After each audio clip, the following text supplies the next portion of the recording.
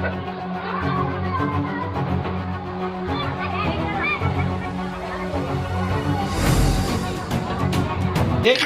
আপনাদের পাশে যারা সংখ্যালঘু আছে তাদেরকে কোনো প্রকার উচ্ছেদ বা হুমকি এবং তাদের ঘর বা বিভিন্ন জিনিস উচ্ছেদ করার কোনো পরিকল্পনা করে আমাদের কাছে কোনো রাজনৈতিক পরিচয় নাই। দুষ্কৃতকারী সে অপরাধী। সেনাপ্রধান যেটা বলেছেন, যত ধরনের সহায়তা দরকার সেনাবাহিনীর পক্ষ থেকে সেটা দেয়া হবে। এখন এই সেনাবাহিনী মাঠে নামানোর পর বাংলাদেশ আওয়ামী লীগের পক্ষ থেকে একটা নির্দেশনা। দর্শক শ্রোতা, এই মুহূর্তে কিছু গুরুত্বপূর্ণ আপডেট নিয়ে আমি হাজির হয়েছি আপনাদের সামনে। দর্শক, এখন দেখাবো আপনাদেরকে এই মুহূর্তে সর্বশেষ গুরুত্বপূর্ণ কিছু আপডেট। দর্শক, আমরা সকলেই জানি বাংলাদেশ সেনাবাহিনীকে ম্যাজিস্ট্রেসি ক্ষমতা দেয়া হয়েছে। সেই ক্ষমতার জন্য এখন স্বস্তির ভাবে নিঃশ্বাস নিচ্ছে আওয়ামী লীগ। কেননা আওয়ামী লীগ নেতাকর্মীরা যেখানেই যাচ্ছে তাদের উপর যে হামলা নির্যাতন হচ্ছে, যেখানেই যাচ্ছে তারা এটা অভিযোগ করতে, কিন্তু কেউ তাদের অভিযোগ নিচ্ছে না। এবার সেনাবাহিনীকে যে তাদের অভিযোগ জানানোর জন্য নির্দেশ দিল আওয়ামী লীগ দল। দর্শক, আওয়ামী লীগ দল কি নির্দেশ দিল এটা নিয়ে বিস্তারিত থাকছে এই ভিডিও। চলুন আর কথা না বলে সেই ভিডিওটা আমরা দেখে আসি, তারপর বিস্তারিত আলোচনা করা হবে। আমাদের কাছে কোনো রাজনৈতিক পরিচয় নাই। দুষ্কৃতকারী সে অপরাধী। কেউ যদি কোনো প্রকার লুটতরাজ, ভাঙচুর, অগ্নিসংযোগ এবং বিভিন্ন প্রকারের হুমকি দামকি যদি দিয়ে থাকে এবং আপনাদের পাশে যারা সংখ্যালঘু আছে তাদেরকে কোনো প্রকার উচ্ছেদ বা হুমকি এবং তাদের ঘর বা বিভিন্ন জিনিস উচ্ছেদ করার কোনো পরিকল্পনা করে, দয়া করে আপনারা আমাদেরকে অবগত করবেন। আসসালামু আলাইকুম। সোনাগাজী সম্মানিত এলাকাবাসী, আপনারা জানেন এই ক্লান্তি লগ্নে বাংলাদেশ সেনাবাহিনী বাংলাদেশ শান্তি শৃঙ্খলার জন্য দায়িত্বরত আছে।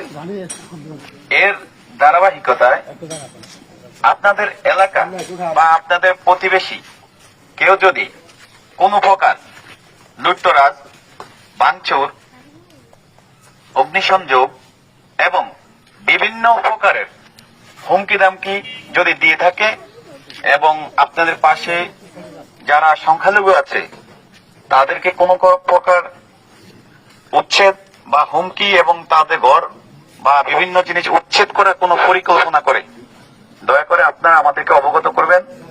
আমরা সোনাগাজী মডেল থানায় আছি এবং আমরা ইনশাআল্লাহ প্রশাসনের সহায়তায় আমরা আপনাদেরকে সর্বাত্মক সহযোগিতা করব। সো আপনারা সকলে ভাই ভাই, কেউ হানাহানি, মারামারি, কাটাকাটির মধ্যে যাওয়ার দরকার নেই। আমাদের কাছে কোনো রাজনৈতিক পরিচয় নাই। দুষ্কৃতকারী সে অপরাধী, সে কোনো দলের হতে পারে না। অতএব আমরা চাই দেশে শান্তি, আর বাংলাদেশ সেনাবাহিনী অবশ্যই দেশের শান্তির জন্য সর্বদা নিয়োজিত আছে, ইনশাল্লাহ থাকবে। আসসালামু আলাইকুম। এই কথাটা সবাই স্বীকার করতে বাধ্য যে বাংলাদেশে যতগুলো আইনশৃঙ্খলা বাহিনী আছে অথবা সশস্ত্র বাহিনীর শাখা আছে, তার মাঝখানে প্রাণপ্রিয় সেনাবাহিনী সকলের কাছেই ট্রান্সপারেন্ট অথবা আমরা যদি বলি ধরেন নিরপেক্ষ ভূমিকা বেশিরভাগ সময় পালন করেছে, বা কম্প্যারিজম করলে সেনাবাহিনী টপে আছেন। তো গতকালকে রাত্র থেকে আপনার সেনাবাহিনীকে নামানো হয়েছে। বাংলাদেশের এই মুহূর্তে যে বিশৃঙ্খল একটা পরিবেশ আছে, বিভিন্ন জায়গায় নানান ধরনের ঘটনাগুলো ঘটছে, আর পুলিশ তাদের নৈতিক শক্তি এক ধরনের হারিয়ে এই আইন শৃঙ্খলাকে আসলে কন্ট্রোল করতে পারছে না। তো আজকে স্বরাষ্ট্র মন্ত্রণালয় এবং কি আমাদের প্রফেসর ডক্টর ইউনূস, আসিফ নজরুল ইসলাম, মানে সকলে মিলে বিষয়টা নিয়ে আপনারা জানেন যে সিদ্ধান্ত নিয়ে সেনাবাহিনীকে মাঠে নামিয়েছে। এখন এই সেনাবাহিনী মাঠে নামানোর পর বাংলাদেশ আওয়ামী লীগের পক্ষ থেকে একটা নির্দেশনা আসছে তাদের দলীয় নেতাকর্মীদের উপর। এই মুহূর্তে রাইট নাও আপনি যদি দেখেন যে সবচেয়ে বেশি ঝামেলায় পড়ছে ক্ষমতার এই পালাবদলে, সেটা হচ্ছে আওয়ামী লীগ। স্থানীয়ভাবে যারা বেশিরভাগ সময় দুর্নীতি করছে, আবার অনেকে দুর্নীতি করে নাই কিন্তু শুধুমাত্র আওয়ামী লীগ করছে, এইটার কারণে কিন্তু বিপদে আছে। যারা দুর্নীতি করছে তারা বিপদে পড়বে, এটাই স্বাভাবিক। তারা এগুলো ভাইবা চিন্তায় চলে যে ক্ষমতায় থাকলে ফুলের মালা, ক্ষমতায় না থাকলে রূপসা চপ্পলের ভালোবাসা, এই মেন্টালিটিতে কিন্তু তারা হাঁটে। কিন্তু যারা ভালো মানুষ, যে কোনো সময় দল করার কারণে বিএনপি হোক, আওয়ামী লীগ হোক, বিপদে পড়ছে, তাদের জন্য অনেকটা পজিটিভ ফিডব্যাক তৈরি করবে সেনাবাহিনী। এখন সেনাবাহিনী যাতে কোনো দলের না, আজকে সেনাবাহিনীর ঘোষণা শুনছেন যে আমাদের কাছে কোনো দলের পরিচয় নাই, আপনি বিএনপি হন, আওয়ামী লীগ হন, জামাত হন, জাতীয় পার্টি হন, হিন্দু হন, মুসলমান হন, ডাজেন্ট ফ্যাক্ট, আমাদের কাজ হচ্ছে নিরাপত্তা দেওয়া। এবার যেই নিরাপত্তাকে বিশৃঙ্খল করবে তার বিরুদ্ধে সেনাবাহিনীর সাথে সাথে অ্যাকশনে যাবে। সেনাবাহিনীর এমন ঘোষণা শোনার পর আপনার আওয়ামী লীগ তারা একটা নির্দেশনা দিয়েছে তাদের ভেরিফাইড ফেসবুক পেজ থেকে। পোস্টটিতে একটা বলা হয়েছে যে আমরা সারা দেশ থেকে খবর পেয়েছি বেশিরভাগ থানাতে আওয়ামী লীগ নেতাকর্মীদের বাড়িতে হামলা এবং লুটপাটের বিষয়ে সাধারণ ডায়েরিও নিতে চায়নি পুলিশ।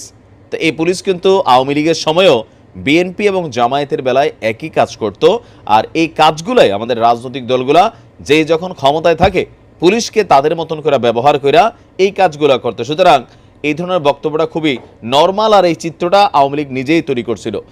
এতে বলা হয়েছে যেহেতু সেনাবাহিনীকে ম্যাজিস্ট্রেসি দেওয়া হয়েছে, মানে একটা বিশাল পাওয়ার দেওয়া হয়েছে, তাই এই অপরাধীদের থামাতে এখন সেনাবাহিনীর কাছে অভিযোগ দেওয়া ছাড়া আর কোনো বিকল্প নেই।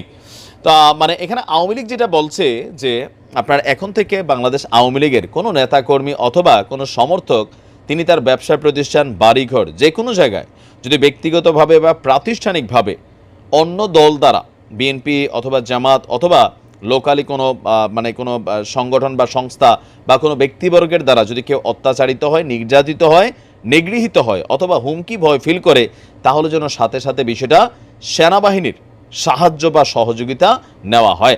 তো এই ক্ষেত্রে সেনাবাহিনী কি সহযোগিতা করবে?